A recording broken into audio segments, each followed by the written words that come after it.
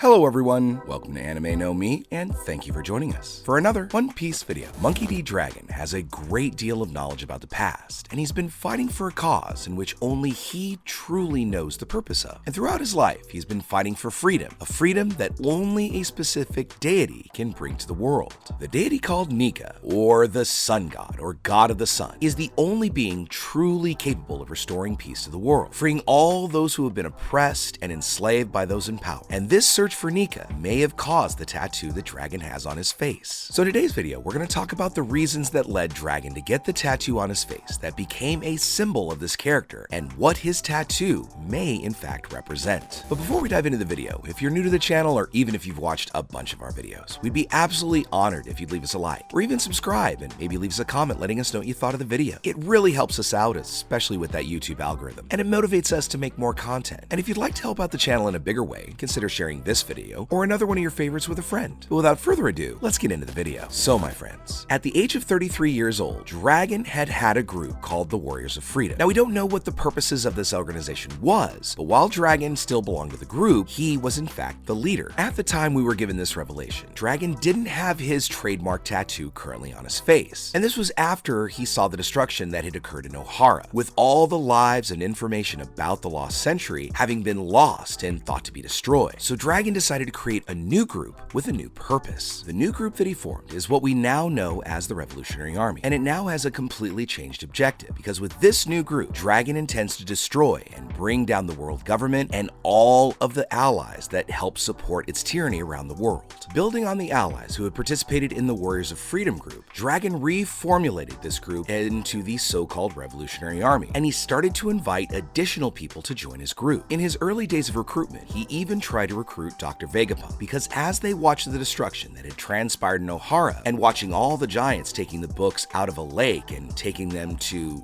Elbaf, the scientist unfortunately declined the invitation because of Dragon's lack of monetary funds to take advantage and further his scientific research. Dr. Vegapunk also saw that although he agreed with Dragon's aims, he felt that he could work from within the world government to help bring it down in his own way. During the same year in which the destruction of Ohara had occurred, Dragon ended up joining forces with Emporio Ivankov and Bartholomew Kuma to establish the Revolutionary Army. And since that day that Dragon formed the Revolutionaries, he got a tattoo on his face. Many around the community have thought that this tattoo was just something to characterize Dragon, or perhaps was related to some great power that he may eventually possess. However, this tattoo could also mean something more, a promise, or even a pact with some deity. A deity that we may in fact know as Nika, the Sun God, the person known to be the liberator, bringing hope and happiness to the hearts of all the races and people around the world, being a deity with his name erased from history by the world government. However, through all the texts that contain the research about the lost century and the ancient kingdom that the archaeologists from Ohara were able to discover through those in the poneglyphs, Dragon and perhaps even Vegapunk, who are longtime allies, may have managed to uncover much more of the mysteries about these events and ancient times. Through their research, they may have even stumbled upon clues about Nika and their possible connection with Joy Boy, and upon finding out about Nika's existence and the possibility that Joy Boy could return to this era, Dragon began to follow Joy Boy's path, freeing people who had it taken away and inviting them to fight and join his cause for freedom for all. That tattoo on his face could have been a promise that he made in the past, along with freeing the people just like Nika, because the promises that are made in One Piece are cherished and have very important meaning throughout our story. In fact, throughout the work of One Piece, we've already seen a couple different types of promises. For example, when Luffy cut under his eye during his childhood, proving that he would never be weak and trying to demonstrate his toughness to Shanks. Another promise was made when Shanks gave his straw hat to Luffy as a promise, and that when Luffy achieves his goal of becoming a great pirate, and only after he had become king of the pirates, would he return the straw hat to his red-haired mentor. We've also seen Zoro promise Luffy, after being humiliated and defeated by Mihawk, that he would never lose to anyone again until he achieved his own dream, becoming the greatest swordsman in the world. Even Ace had promised Luffy something, which ended up being broken during the Marineford arc, because he had promised that he would never lose his life and that he would always be alive to see Luffy's goal come true during his own journey. So as we can see, the remarkable promises throughout the One Piece story are made through various forms, whether it be a scar, an object, or even a life debt, having many ways of fulfilling a promise in which it has great and deep importance for the people involved. So then it's not hard to to imagine that Dragon could have gotten the tattoo on his face as a promise for his own goal to change the world, and freeing the people, destroying the world government, as well as Nika and Joy Boy had tried in the past. A few years after creating the Revolutionary Army, we saw in a flashback that Dragon, for the first time, he had the tattoo on his face during the Revolutionaries' mission. Now, the mission was to save the people of the Grey Terminal from the fire that the nobles of the Kingdom of Goa had created to destroy the garbage before the next visit from the world noble Jalmak. After the secret rescue mission was completed, the Revolutionary Army docked at Shimotsuki Village for a period of recovery, and the Isshin Dojo assisted with the provisions and supplies for the injured residents from Grey Terminal. We are then shown Dragon's face aboard his ship, being scolded by Ivankov for being late, in which Dragon had quickly changed his plans and had decided to save Sabo's life and further recruit him into the Revolutionary Army, offering the injured little boy care and attention and food to help him survive. As these events unfolded, Dragon watched over East Blue, the place where he was born, and the very place where his son, Monkey D. Luffy, lived, as he prepared for his own goal of becoming the king of the pirates. Since that time, Dragon has been waiting for Joy Boy to reappear, and waiting for his son Luffy to start sailing the sea. So after many years, Luffy finally set out to sea, which caught his own father's attention. Luffy quickly managed to obtain his first bounty, and upon learning that his son was venturing across the seas, Dragon resolved to observe closely how strong and determined he had become. Then, during the events in Logtown, Dragon saved his son Luffy's life and watched him even closer. However, Luffy was never able to see his father or even identify the person that had helped him because he had never heard of him. Now, it seems during this first meeting between Dragon and Luffy that the leader of the revolutionaries could not identify that Luffy had in fact carried the Nika Nika fruit. He only wanted to observe his son help him briefly during this event. Since then, Dragon has observed his son's actions from afar, avoiding seeing Luffy in person so that the people would never know that Dragon was ever related to him, because that would put Luffy's life in even greater danger. However, during the Battle of the Marineford, that all changed because the truth about Luffy, Garp, and Dragon's parentage was revealed, and in this way, the whole world found out that these three characters are a family, making Luffy all the more dangerous in the eyes of the world government, the Navy, and especially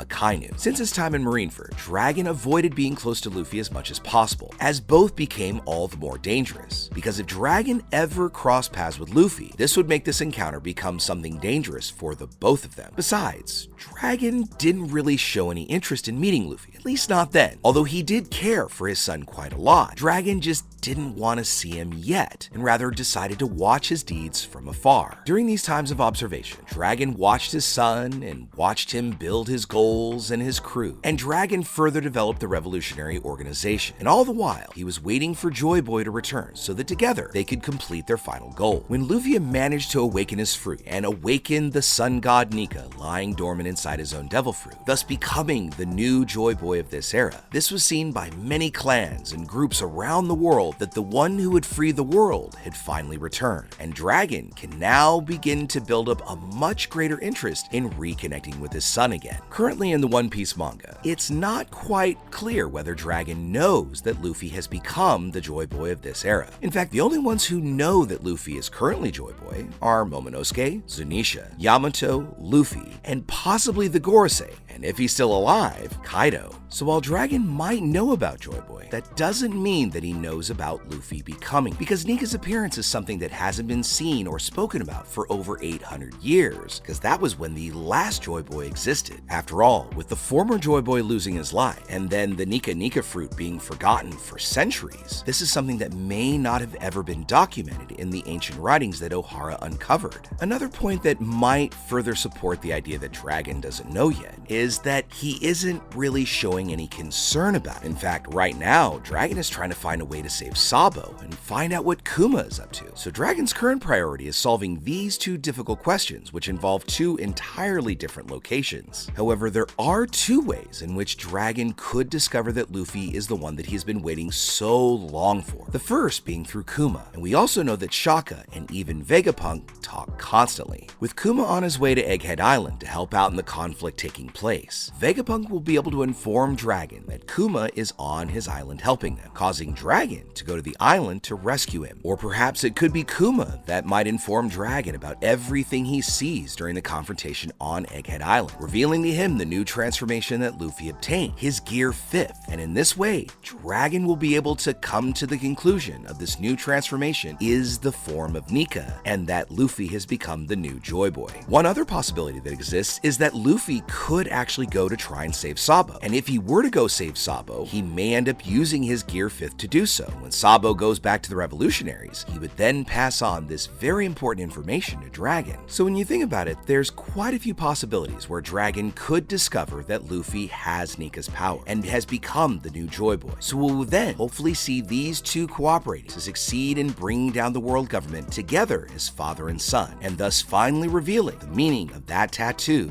and promise on his face. But with all that said, my friends, we'd love to know what you think about it now. First off, do you think Dragon knows that Luffy is the next Joy Boy? Or could he have in fact learned about it when he sees Luffy's new bounty poster? Because after all, the picture being shown is Luffy in Gear 5th. Or rather, do you think nobody knows what Nika looks like because that information could have been lost to time? And aside from what we've presented here, what do you think the tattoo on Dragon's face means? After all, he did have that symbol on him in the flashback we saw where he was on Ohara talking with Vegapunk. So is it something that's just a symbol or something about freedom? Or do you, like us, think that it is connected to the Ancient Kingdom, the Liberation, and Joy Boy? Let us know what you think in the comments below. So as we bring our video to a close, I'd like to thank all of you so much for watching the video, especially those of you who are still here at the very end. Be sure you comment on any themes or ideas that you'd like to see in future videos. And also, since you made it this far, give us a like and hit that red subscribe button before you head out to take on the rest of your day. I really hope to see you all in our next video. Let's keep sailing this giant sea together. Take care.